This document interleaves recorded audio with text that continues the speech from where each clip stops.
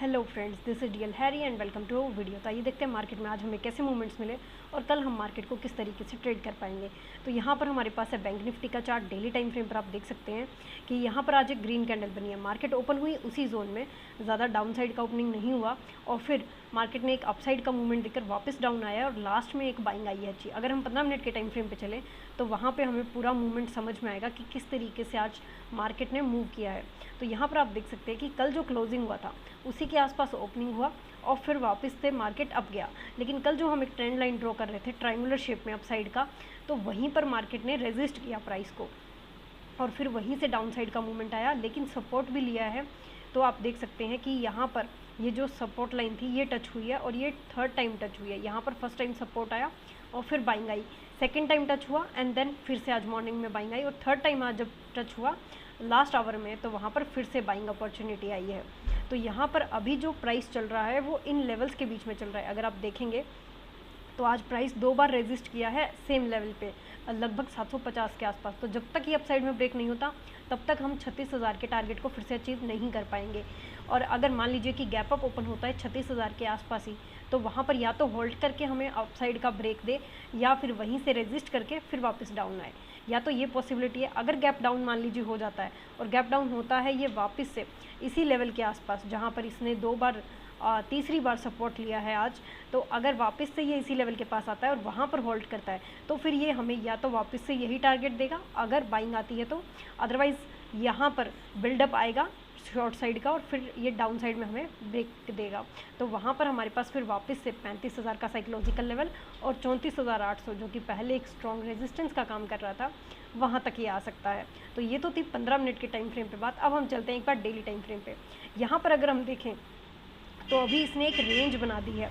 तो अभी तो ये इस रेंज में अगर यहाँ पर ये सपोर्ट का काम कर चुका है, मान लीजिए कि ये एक अप ट्रेंड था और यहाँ से ये डाउन आकर वापस से रीचेक हुआ है, तो अगर कल मान लीजिए कि इसका क्लोजिंग जो है वो क्रॉस होता है और ये अप साइड में हमें ब्रेक करता है, ये ब्रेकआउट देता है, तो हम फिर इस जो हमारी ये बड़े लेवल पे ट्रेंड लाइन आ रही है इस लाइन को ये छू सकता है। अगर आप इस जोन को बड़े टाइम फ्रेम पे देखेंगे वीकली पे तो आपको बहुत अच्छे से देखने को मिलेगा। ये देखिए वीकली टाइम फ्रेम में हमें अच्छे से इसका शेप समझ में आ रहा है कि ये पहले ब्रेक हुआ, अप गया, फिर रेजिस्ट किया, डाउन आया, फिर सपोर्ट लिया, फिर अप गया, फिर से रेजिस्ट किया, फिर डाउन आया, फिर सपोर्ट लेकर फिर अप गया है और अभी यहाँ पर सपोर्ट नहीं लिया है बल्कि मिड से ही इसमें बाइंग आ गई है। तो अभी पॉसिबिलिटी हो सकती है एक कि ये इसको अपसाइड में ब्रेक करे, बिकॉज इस बार इसने सपोर्ट को टच नहीं किया है।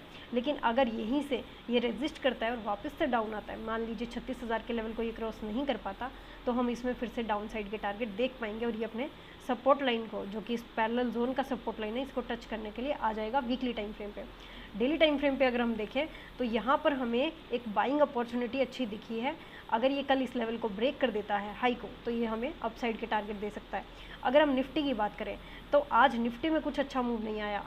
ये तो हमारे पास फिबोनाची लेवल था जहाँ पर 38% पर ये रिट्रेस हुआ और वहाँ पर हाई क्रॉस नहीं किया, तो ये वापस रिवर्स नहीं हो रहा है, यहीं से रेजिस्ट कर रहा है। और आज जो कैंडल बनी है इसने अपने जोन को ब्रेक करने की कोशिश की। एक बार हम फिबोनाची को हटा देते हैं ताकि हम इसका जोन जो है वो अच्छे से देख पाएँ।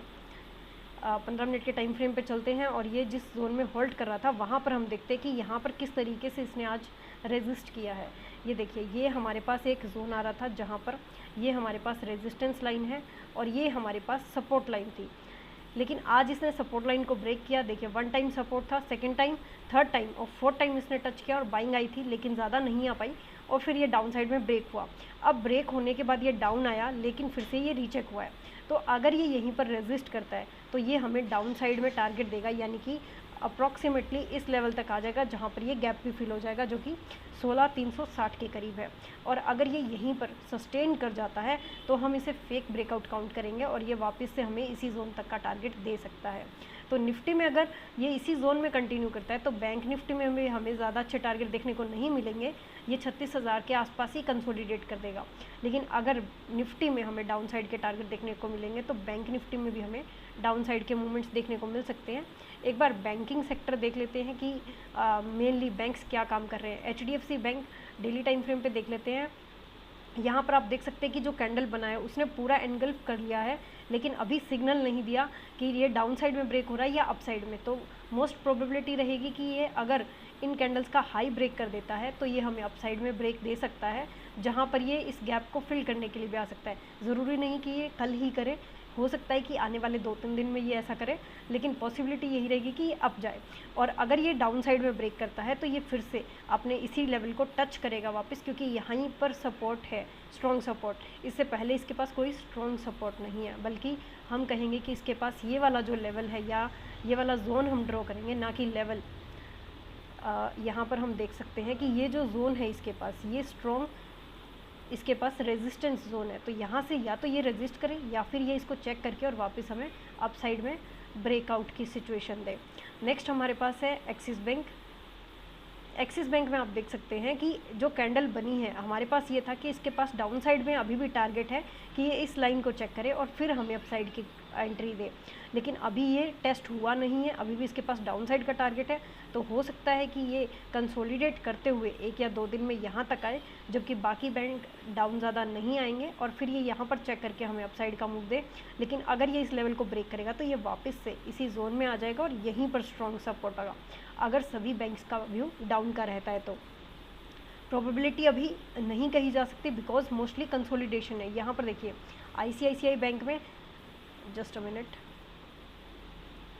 तो यहाँ पर ये देखिए कि आज इनसाइड कैंडल बन गया, ना तो इसने अप साइड में ब्रेक किया ना ही डाउन साइड में।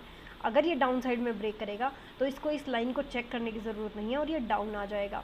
लेकिन अगर ये इन कैंडल्स का हाई ब्रेक कर देता है तो ये इस लाइन को टच ज़रूर करेगा और यहीं पर होल्ड कर देता है। अगर मान लीजिए कि कुछ दिन ये कंसोलिडेट होता है, इस लाइन को टच भी कर देगा और होल्ड भी हो जाएगा, तो यहाँ पर एक बाइंग का बिल्डअप आ सकता है और फिर ये हमें ब्रेक करके इस लेवल को अप साइड के टारगेट दे सकता है। ऐसी पॉसिबिलिटी हो सकती है, लेकिन हो सकता है कि यहीं पर बिल्डअप हो, शॉर्ट साइड का हो जाए और यहाँ पर हमें डाउन साइड की पोजीशन देखने को मिले। तो सिर्फ हम पॉसिबिलिटी की बात कर रहे हैं कि डेली टाइम फ्रेम पे क्या हो सकता है।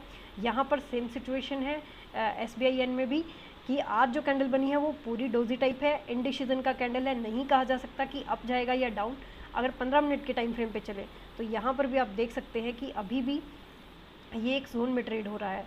अगर हम ये जोन ड्रॉ करेंगे तो आप देख सकते हैं कि अभी इस हाई को क्रॉस नहीं कर पाया है। Just let me draw the lines. Yes, तो ये जो लाइन है ये अभी क्रॉस नहीं हुई है, ये ट्वीज़र टॉप जैसा काम किया और उसके बाद में ये डाउन आ रहा है। और अगर डाउन साइड में हम देखें तो इसके पास पहले जो रेजिस्टेंस का काम कर रहा था जो जोन, अभी इसके लिए सपोर्ट का काम कर सकता है। तो या तो ये इसी जोन में होल्ड करे ताकि BNB कंसोलिडेट कर पाए, अदरवाइज़ ये ब्रेक करेगा डाउन साइड में। लेकिन अगर यहाँ पर गैप अप ओपनिंग हो जाती है तो यहीं पर होल्ड करके अप साइड में ब्रेक कर सकता है, अदरवाइज़ यहीं से रेजिस्टेंस लेकर इसी जोन में ही हमें ट्रेड दे सकता है। तो पॉसिबिलिटी अभी यही है कि कुछ टाइम के लिए कंसोलिडेट रहे, क्योंकि बाइंग और सेलिंग दोनों ही आ रहे हैं। हम OI का डेटा देखेंगे BN का, तो वहाँ से क्लियर होगा ज़्यादा सिचुएशन। कोटक बैंक का मैंने आपको बताया था कि अभी यहाँ पर ये ट्रायंगुलर पैटर्न हमारे पास बन रहा था, इसको ब्रेक किया, अभी ये रीचेक कर सकता है इसको। और अगर हम छोटा इसका पैटर्न देखें तो छोटे पैटर्न में हमारे पास ये कप पैटर्न बन चुका है और ये जो जोन ड्रॉ किया हुआ है पैरेलल जोन, ये हमारे लिए रेजिस्टेंस का काम कर सकता है। यहाँ पर रेजिस्ट करके प्राइस अभी डाउन आ रहा है, तो पॉसिबिलिटी ये हो सकती है कि ये अभी हैंडल की शेप बनाए। अगर ये यहाँ पर कंसोलिडेट होकर अप जाता है तो आज का कैंडल अगर हम इसको रिमूव कर देंगे तो आप क्लियरली देख पाएंगे कि आज का कैंडल इनसाइड कैंडल बना है। तो अगर ये इसका हाई क्रॉस करेगा तो ज़्यादा पॉसिबिलिटी नहीं है कि ज़्यादा वॉल्यूम आए, बिकॉज़ यहाँ पर अगर होल्ड करके जाता है तो हमारे पास हैंडल का पैटर्न पूरा हो जाएगा और फिर हम कंफर्म कर सकते हैं कि यहाँ पर cup and handle pattern confirm हो गया है और अभी ये जोन ब्रेक करके फिर हमें अपसाइड के टारगेट मिले। लेकिन फ़िलहाल के लिए सिचुएशन यही है कि ये या तो इस लाइन को छुए और अदरवाइज़ यहीं पर कंसोलिडेट हो। अभी हम BN का देख लेते हैं डेटा, जो कि OI का है। यहाँ पर आप OI का देख सकते हैं डेटा कि लास्ट में जो हुआ, पहले कॉल साइड में बिल्डअप आया, यहाँ पर आप देख सकते हैं लास्ट में, उसके बाद में पुट साइड में आ गया। तो जो लास्ट का एक कैंडल BN में बना है जो कि डाउन साइड का था, ये जो आप कैंडल देख रहे हैं, जस्ट अ मिनट, 15 मिनट का कर लेते हैं। 15 मिनट में जो लास्ट में रेड कैंडल आप देख रहे हैं ये वाला, ये बना है बिकॉज कॉल साइड में कंटिन्यू ये बिल्डअप हुआ। उसके अलावा पुट साइड में आप देख सकते हैं कि ज़्यादा बिल्डअप हो रहा था, इसी वजह से लास्ट का ये जो एक अपसाइड का मोमेंटम आया ये आ रहा था। बिल्डअप अगर देखें तो यहाँ पर मॉर्निंग से ही पुट का जो OI था वो बिल्ड होना शुरू हो गया था, यहाँ पर शॉर्ट होने शुरू हो गए थे, शॉर्ट बिल्डअप हुआ, इसकी वजह से वो लास्ट में मार्केट को अप लेकर गए और कॉल साइड बाइंग आई है, इसीलिए वो अप साइड गया। दोनों की ये सिनेरियो अगर आपको कॉल रिलेटेड मिल जाते हैं तो मार्केट में आपको वन साइड व्यू देखने को मिल सकता है। अगर ये सेम रहते हैं, मान लीजिए यहाँ भी आपको रेड दिख रहा है यानी कि शॉर्ट बिल्डअप दिख रहा है और यहाँ भी आपको रेड जोन दिख रहा है यानी कि शॉर्ट बिल्डअप, तो मार्केट इनडिसीजन की सिचुएशन में चला जाता है। लेकिन अगर मान लीजिए ये रेड है, ये ग्रीन है, या फिर ये ग्रीन है और ये रेड है, तो इस सिचुएशन में आपको सेम व्यू देखने को मिल सकता है कि मार्केट एक ट्रेंड में रहे जो कि अपसाइड या डाउन साइड का हो सकता है। तो आज के लिए फ्रेंड्स इतना ही, मिलते हैं नेक्स्ट वीडियो में। Till then thank you and happy trading.